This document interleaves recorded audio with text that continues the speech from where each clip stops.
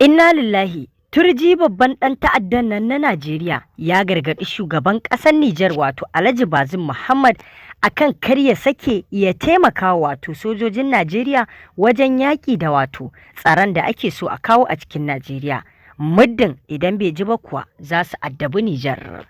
Masu sauraron mu gyara zama domin jin cikakken wannan rahoto na yadda wannan babban ɗan ta'adda na Najeriya da suka addabi Najeriya arewacin Najeriya ya gargaɗi shugaban ƙasar Nijar a dangane da taimakon da wato ƙasar ta Nijar take shirin bawa Najeriya wajen kawo ƙarshen 'yan bindiga. Kafin mu tsinduma cikin muku rahoton da Allah ku dangwala mana alamar subscribing sannan ku danna ƙararrawa domin haka ne zai ringa baku damar samun labaranmu da bidiyonmu da zarar mu ɗora za mu sanar da ku. Tofa a cewar Turji wato shugaban waɗannan 'yan ta'adda wato na 'yan bindiga ya ce ya ji labarin cewa dakarun Nijar za su fara taimakon Najeriya shi yasa ya tura yara suka je domin hana hakan ta faru. A saƙon shugaban 'yan ta'addan wato Turji ga shugaba Bazum na Nijar ya ce ya fitar da wannan wato saƙo ne daga wato domin Nijar ɗin shugaban ƙasar nata ya fita daga al'amarin taimakon Najeriya wato wajen faɗan na cikin gida da yake faruwa kar ya sake ya ce zai kawo wa Najeriya ɗauki.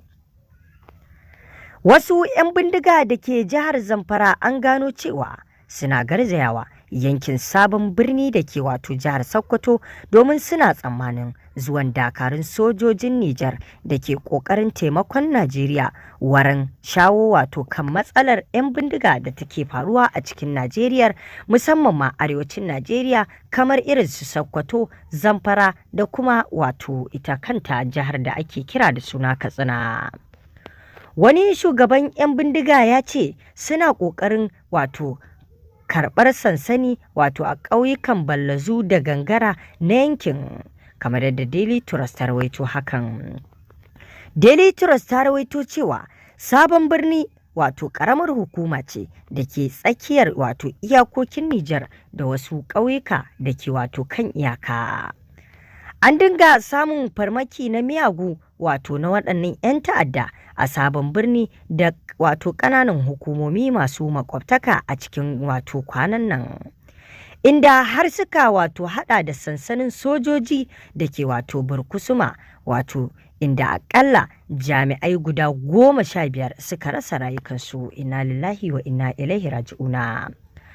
Majiyoyi waɗanda suke kusa da jaridar Daily Trust sun sanar da cewa yaran shugaban 'yan bindigar nan wato Turji babban ɗan ta'addan nan tare da wasu yaran Halilu Sububu su ne wato suka ƙaddamar da hare-haren da suka gabata. Suna kuma kai farmaki wato sun kai kuma farmaki sau da yawa a Zirmi da Shinkafi ne da ke wato kusanci da sabon birnin. A yayin ƙarin bayani wato Shehu Rakeb wato ɗaya daga cikin gagararrun 'yan bindiga ya ce su ne suka kai farmaki kan sansanin sojojin Najeriya ba wai mayakan 'yan iso ba da ake zargin su ne. Rakeb ɗaya daga cikin 'yan ta'addan wato 'yan bindiga ya ce wasu daga cikin jami'an tsaro da suka sace har yanzu suna hannunsu. Ya ce Turji shi ne ya jagoranci mutanensa domin ƙaddamar da hari da fatan wato ƙwace yankin domin gujewa sojojin Nijar da ya ce suna ƙoƙarin shigowa wato domin su kawo wa wato takwarorinsu wato na Najeriya ɗauki. An ce Nijar za ta kawo wa Najeriya ɗauki, hakan yasa muka ce yaranmu su je domin ganin hakan bata faru ba, in ji Turji wato babban ɗan ta'addan nan. Ya buƙaci shugaban ƙasar Nijar Muhammadu Bazum da ya fita daga wannan lamari da ya wato kwatanta da na cikin gida wato faɗan cikin gida ne bai kamata Bazum ya shigo ciki ba, inda ya ce zai fara tura yaransa su kai masa farmaki mai zafi in har bai janye a wannan wato yunkuri na taimakon Najeriya da yake shirin yi ba wato wajen a kawo ƙarshen su 'yan bindiga. A wani labari na daban wato kamar yadda kuka sani cewa abubuwa da dama sun faru wato a cikin ƙasar nan ta Najeriya kuma a iya yankin arewacin Najeriya. Dukkan waɗannan abubuwa da suke faruwa na rashin tsaro wato za ka iya alakanta shi dukkan wasu jihohi ne na Najeriya hakan suke faruwa a tattare da su ba wai wato wasu jihohi da suke kudu ba. Idan kuka ɗauki jihar Zamfara, wannan jiha ce wadda 'yan bindigar wato a kwanan nan ko mu ce wata biyu kawo yanzu suke addabar yankin.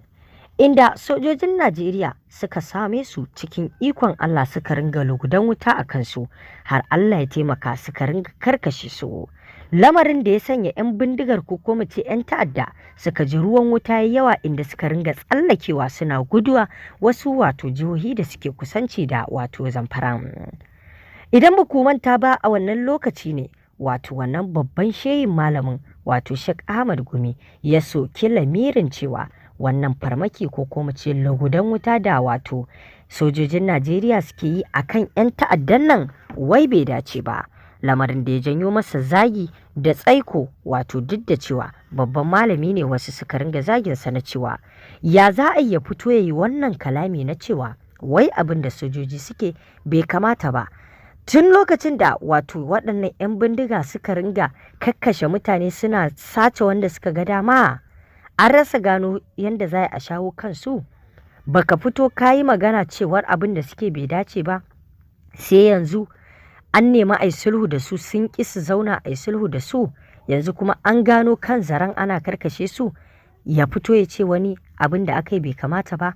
Irin waɗannan kalamai ne suka janyo wato aka ringa ƙalubalantar wato Sheikh Ahmad Gumi, inda da yawa mutane ma suka ringa tura saƙonni cewa ya kamata a tuhumi Sheikh Ahmad Gumi saboda abin da yake yi wato kamar yana da alaƙa da wato 'yan bindigar. Haka zalika shi kansa kakakin shugaban ƙasar Najeriya Femi Adesina idan ba ku manta ba sun yi wani takun saƙa na maganganu inda wato shi Sheikh Ahmad Gumi ya ce masa kai makunshin gishiri kafi maɗaukinsa wato kai maɗaukin gishiri kafi wato gishirin zaƙi. Wannan kalami wato ya yi wa Ahmad Gumi zafi na cewar Ahmad Gumi ya ce na cewa da wato Femi Adesina ya ce masa wato shi masoyin 'yan bindiga ne. Wannan kalamin ya yi wa wato Sheikh Ahmad Gumi zafi. Haka zalika babu shakka wannan lamari bayan wucewarsa kuma kwatsam sai aka jiyo ɓullar wannan lamari cikin jihar Katsina inda 'yan ta'addan suka ringa addabar wannan jiha ta Katsina duk da dai wato jihar ita ce mafi yawaitar wato waɗanda 'yan bindiga suka zo suka sace wa ɗalibai. Idan ba za ku manta ba a jihar wato akwai lokacin da aka zo aka sace waɗannan ɗaliban sakandare na ƙanƙara wajen su kimanin 300. Haka zalika wannan jiha ta Sokoto inda a yanzu haka a nan wannan dambarwa take faruwa inda waɗannan 'yan ta'adda suka fara zuwa wato suka fara kai hari cikin Sokoto domin wai sun ji labarin cewa shugaban ƙasar Nijar Alhaji Bazum Muhammad zai yi aikin sojoji dakarunsa domin su zo su taimaka wa sojojin Najeriya wajen fatattakar waɗannan 'yan bindiga. Wannan lamari ne ya sa turji wannan babban ɗan ta'addan wato shugaban 'yan bindigar ya tura yaransa domin wato su kare wannan boda, shi yasa suka ringa kai hari wato a Sabon Birni da dai sauran wato yankuna da suke cikin Sokoto wai duk da nufin wai hana waɗannan dakaru na Nijar shigowa Najeriya su taimaki Najeriya. Inda yanzu haka kuka ji turji ɗin ya gargaɗi shugaban ƙasa Muhammadu Bazum akan wai ya fita daga cikin wannan lamari wato na taimakon Najeriya da yake shirin yi. To masu sauraron mu wannan dai shine a takaice rahoton da muke ɗauke da shi. Shin me za ku ce a dangane da wannan gargaɗi da wato shugaban 'yan ta'addan yayi wa shugaban ƙasar Nijar?